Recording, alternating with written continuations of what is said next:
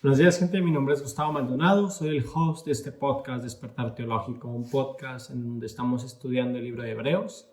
Estamos teniendo estudios inductivos, que significa que estudiamos el libro versículo por versículo, casi palabra por palabra.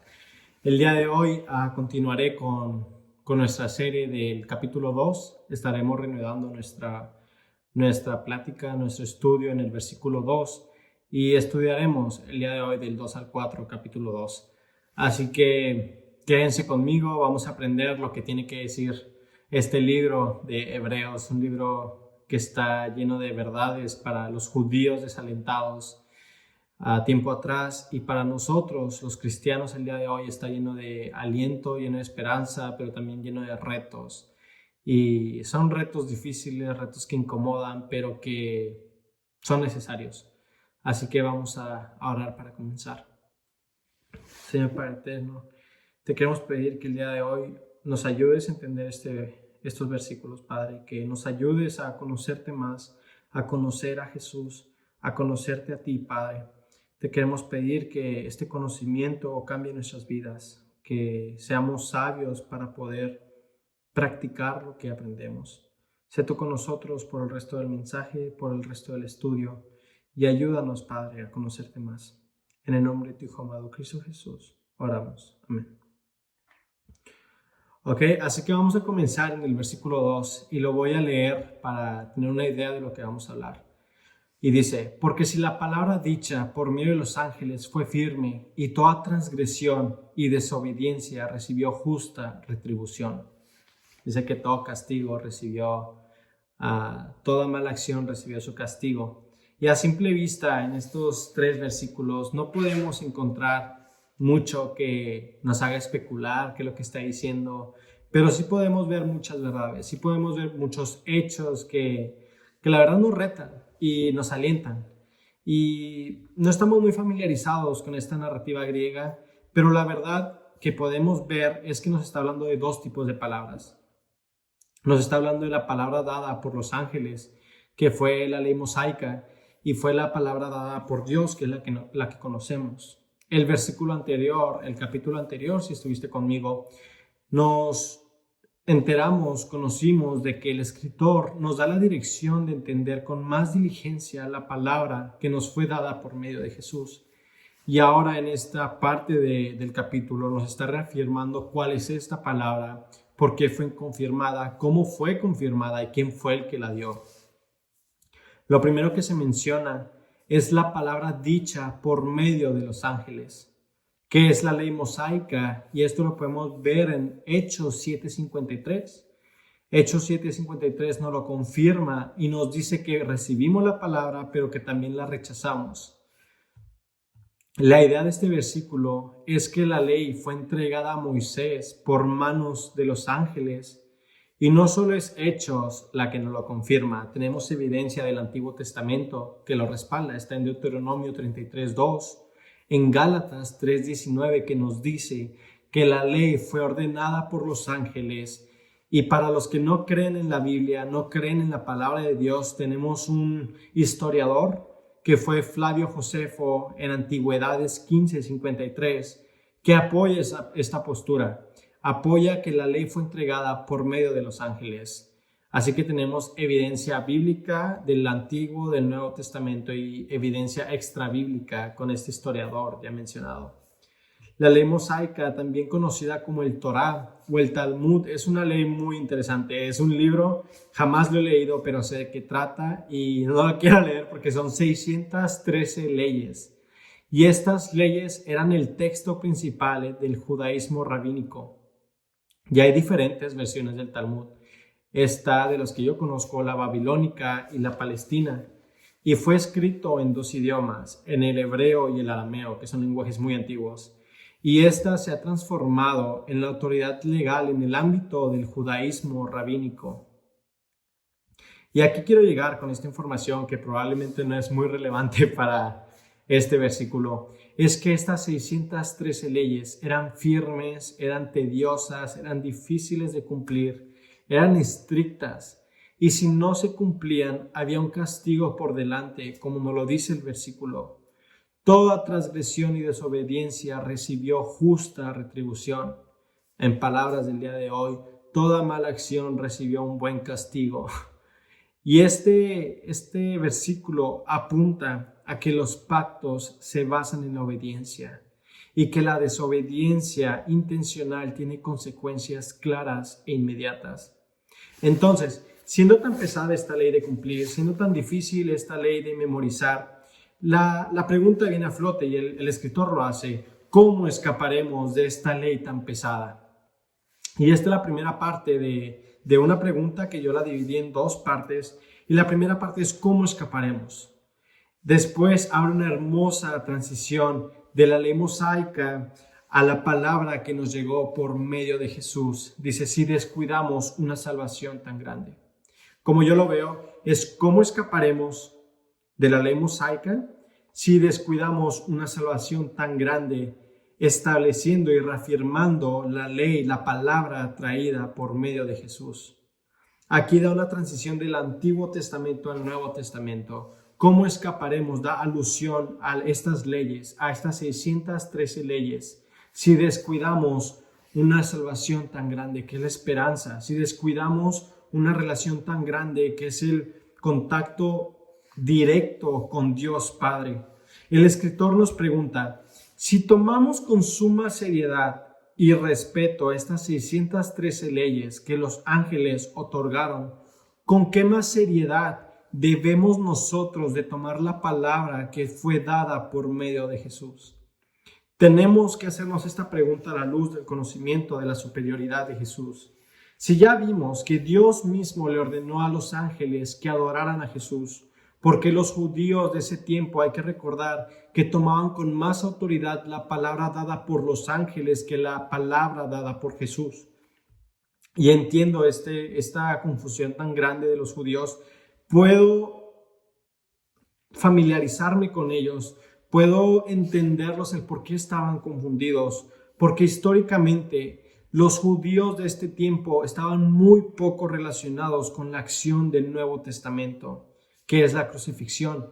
Para ellos la idea de un sacrificio y de una justificación era completamente nueva. Hay que recordar, hay que meternos en mentalidad judía. Hemos vivido toda nuestra vida creyendo que hay castigo por nuestras acciones, creyendo que hay 613 leyes que cumplir, creyendo que tenemos que ser firmes, que no tenemos que comer carne, que tenemos que guardar el día de reposo. Hemos vivido y hemos sido enseñados toda nuestra vida de esta manera. Nuestros padres lo practican, nuestros abuelos lo practican, y de repente llega un nuevo hombre y dice, ya no tiene relevancia eso, ahora tienes que creer en mi sacrificio, ahora tienes que creer en lo que yo hice en la cruz, y ya no tienes que practicar nada de lo que has aprendido el resto de tu vida. Tienes que renunciar a lo que has creído, a lo que te has dedicado, a lo que has construido. Tienes que olvidarte de eso. Ya todo eso es historia, ahora soy yo, y yo fui crucificado, y solo tienes que confiar en mí. Obviamente ellos se volvieron locos. Imagínate estar dentro de un sistema en el cual tengas que cumplir leyes mosaicas y de repente llega este hombre y te dice, ya olvídalo, ya no tiene relevancia, ya estoy yo, ya está la esperanza y el nuevo pacto. Es completamente aceptable ante mis ojos, no sé a los de Dios, que estos judíos estuviesen perdidos, confundidos y desanimados. Cambió el sistema Jesús. Jesús vino y borró todo lo que se creía que se tenía que hacer y dijo, simplemente tienes que confiar en mi sacrificio y es lo único que te pido. Tal vez ellos tenían razón al ver con más autoridad el Talmud, porque habían sido enseñados por sus padres, por sus abuelos, por sus tatarabuelos, que el Talmud era el único camino de llegar al cielo. Y ahora viene Jesús y dice, no, soy yo. Obviamente se van a confundir, hasta yo me confundiría, pero para nosotros no debería y no existe esa justificación. Así como ellos no tenían conocimiento tan grande del Evangelio de la Gracia, nosotros no tenemos conocimiento en lo absoluto del Talmud. Para nosotros no hay dos opciones como lo habían para estos judíos. Para ellos existía o el Talmud o Jesús. Para nosotros el Talmud no existe. Siendo honestos, nadie lo conoce, nadie es historia vieja, simplemente conocemos a Jesús. Incluso si no eres cristiano, incluso si ves a los cristianos como locos, sabes que vino un hombre a morir en la cruz sin ser pecador por el perdón de pecados. Nosotros ya nacemos con esta información. Gracias a la línea temporal en la que vivimos, nosotros no estamos familiarizados con la ley de Moisés. Solamente conocemos el sacrificio nuevo, solamente conocemos la gracia, la cruz, la justificación. Nosotros no tenemos opción de confundirnos entre dos ideologías, si es el Talmud o la gracia. Simplemente tenemos una vista hacia la gracia. Tenemos que sacar provecho de esto. Tenemos que sacar provecho de que no estamos en posición de confundirnos, sino tenemos que estar conscientes de que simplemente tenemos dos opciones: creer o no creer en la gracia nada más. No es creer o no creer en el Talmud o en la gracia o en el Talmud y la gracia. Simplemente conocemos, gracias a Dios, el sacrificio. Y lo que tenemos que tener en claro es que un mensaje superior traído por una persona superior, que es Jesús, con mejores promesas, traerá una mayor condenación si la descuidamos. Es por eso que no debemos de descuidar una salvación tan grande. Y no estoy aquí hablando de si se pierde o no. Esta palabra que se utiliza para descuidar significa no prestar atención o ser indiferente hacia un objeto. Esta palabra de descuidar es la palabra amelezantes y se utilizó en Mateo 22:5, que dice: ellos, sin hacer caso a la palabra, se fueron. Ellos, sin tomarle importancia a la palabra, dieron vuelta y se fueron. Este mensaje nos habla y nos pone en una posición de preguntarnos si estamos descuidando, si estamos ignorando la palabra, el mensaje dado por Jesús. Y tenemos que tener en cuenta que si lo estamos ignorando, esta acción de ignorar va a afectar nuestro destino eterno. Lo más loco de todo esto es que este mensaje no era para los no creyentes. Este mensaje era para los que sí creían. Este mensaje era para los que se decían ser salvos. El peligro que se describe hacia el rechazo de la salvación no es para los no creyentes, que se aplica, pero habla hacia los que creen y les dice: cuidado si estás descuidando tu caminar con Jesús. Cuidado si estás ignorando que eres salvo. Hay que recordar que cuando leemos este libro, tenemos que recordar que este libro no fue escrito como un tratado evangelístico, no fue escrito como un plan de trabajo para alcanzar las naciones. Este libro fue escrito como un estímulo para los cristianos que estaban y que están desalentados el día de hoy. Este libro fue escrito para aquellos que descuidaron su caminar con Jesús, que descuidaron su caminar espiritual con Jesús. Y este es el punto principal del versículo, que si descuidas un pacto mosaico, tuvo grandes consecuencias. ¿Cuántas más consecuencias sería descuidar un pacto que es traído por Jesús, traído por alguien más grande que los ángeles y que Moisés?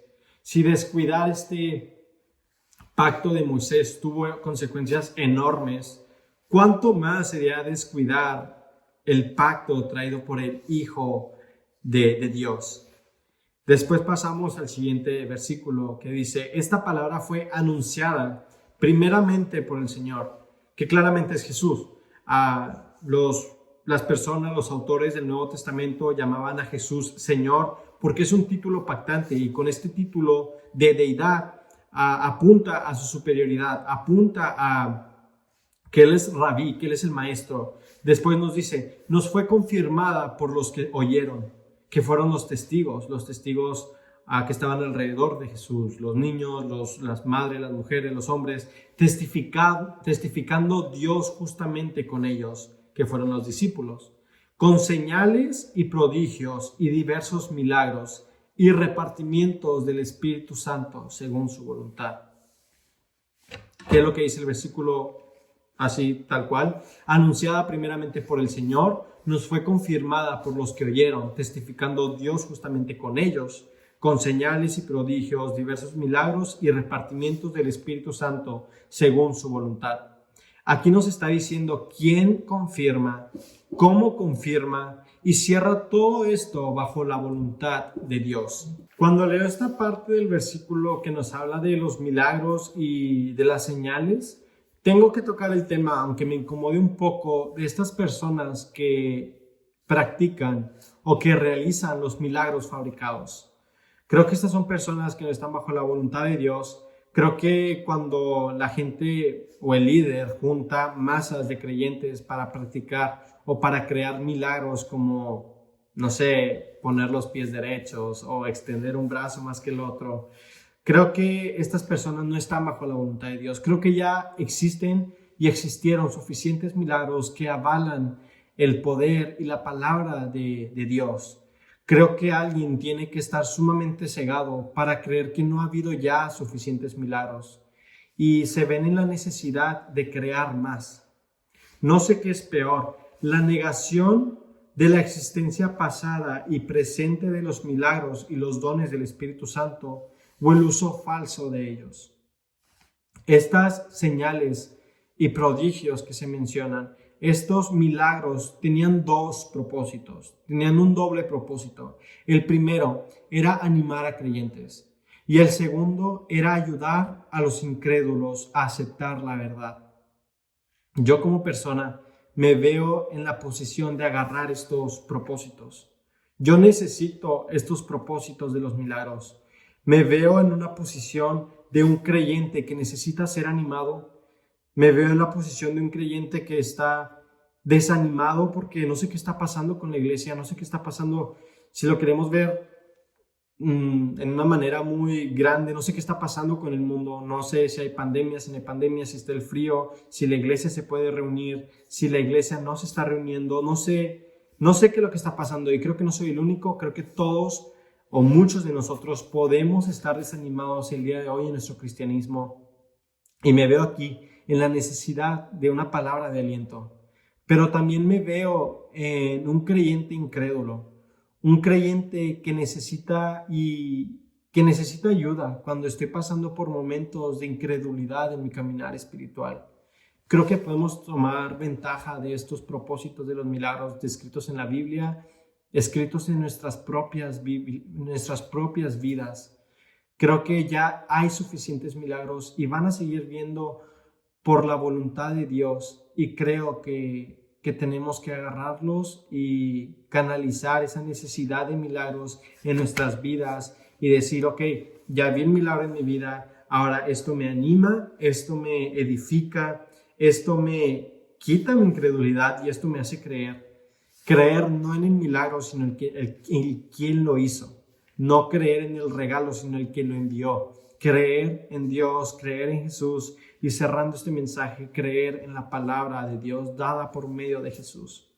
Hay que cuidar nuestro caminar espiritual, hay que cuidar nuestra fuerza con la que creemos, con la autoridad con la que vemos lo que dice Jesús en medio de la Biblia, por medio del Espíritu Santo o por medio de la oración. Vamos a orar para concluir. Señor, gracias porque el mensaje fue dado, Padre. Te quiero pedir que cualquier cosa que haya dicho que no sea de tu agrado, tú me perdones, Padre. Te quiero pedir que si algo quedó sin entender, también tú, Señor, nos hagas o nos ayudes, Señor, a entenderlo. Sé tú con nosotros, Padre. Ayúdanos a seguir creciendo juntos, a seguir creciendo y seguir entendiéndote. Queremos conocerte, Jesús. En el nombre de tu Hijo amado, Cristo Jesús, oramos. Amén.